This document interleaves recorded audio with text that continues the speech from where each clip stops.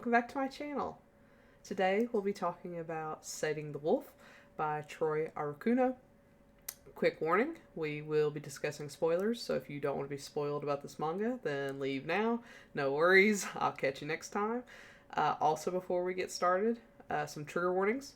There may be references to prejudice, sexual assault, dubious consent, blood, and violence, as it does appear in this manga.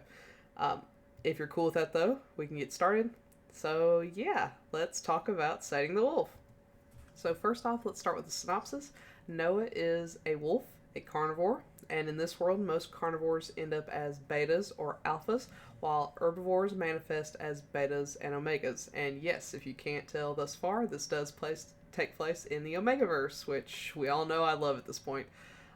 Noah, though, ends up manifesting as an Omega, and due to his pack's history with male Omegas being the cause of violence and death, he is banished. On his own, he travels from village to village, trying to hide the fact that he is both a carnivore and an Omega in order to survive. After some time wandering about, Noah finds himself in an herbivore village. He tries to stock up to move on to the next village. While shopping in town, he encounters a shopkeeper holding two young rabbit children by their ears and accusing them of stealing his wares.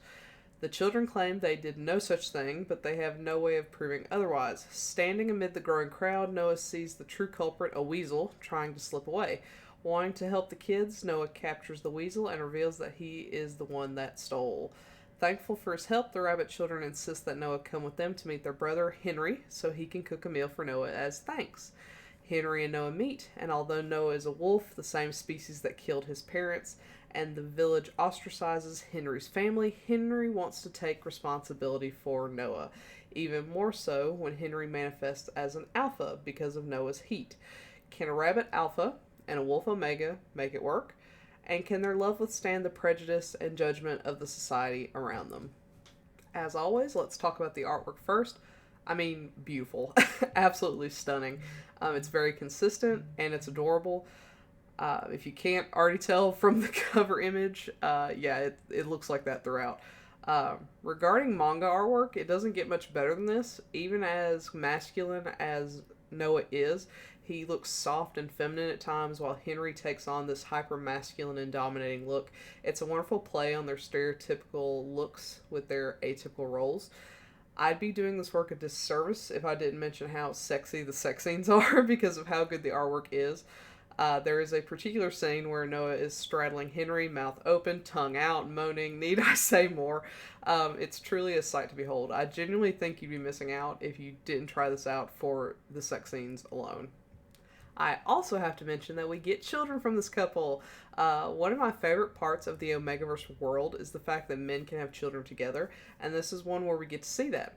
Unfortunately, we don't get much in the way of the pregnancy or the family life, but we do get to see a few moments at the very end, which is always a pleasure. I desperately wish we could see more of the pregnancy, how they raise their children, if they had more children later on, and how these mixed species children exist in the world, but I'll take what I can get. I can't tell you how many times I've gone back and read and reread the sections with the children because it's just so funny and adorable. Highly recommended for that, if nothing else. Now, I've been doing a lot of praising, mostly because I do think this deserves it, but it isn't without its faults. This is really, really short. It's only one volume broken up into 6 chapters based on Manga Club's breakdown of it, which is where I read it. This world feels very vast, but it's explored very little throughout the story because the focus is on Henry and Noah, their budding love, and their fight against society's perception of mixed couples, mainly on the sexual tension between Henry and Noah, admittedly. This could have been much longer, exploring other individuals like Zeke, Henry's brothers, or even the kids themselves.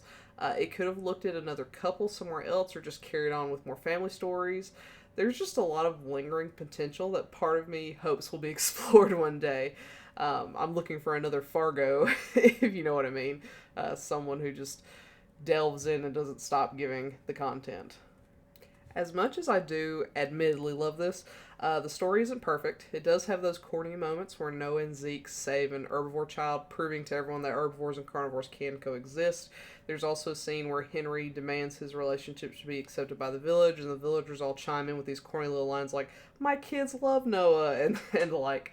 It's definitely syrupy sweet and gives the warm fuzzies, so don't expect too much dark depth here. However, it has a really nice message and warms my cold heart, making it well worth the read. Now, with all that being said, this mixes all my favorite things, so it's impossible to say I'm not biased. Even so, this is a solid entry into the Omegaverse and BL genres. I highly recommend it. It's lighthearted, sexy, and has a charming message. I can only hope that one day the kind and talented author will come back and explore more of this world. In the meantime, I'll just keep rereading this and love every second of it. So, have you read Setting the Wolf? If so, what did you think? Do you agree with my assessment? Do you not? Let me know and comment below. Until then, thank you for watching. Bye!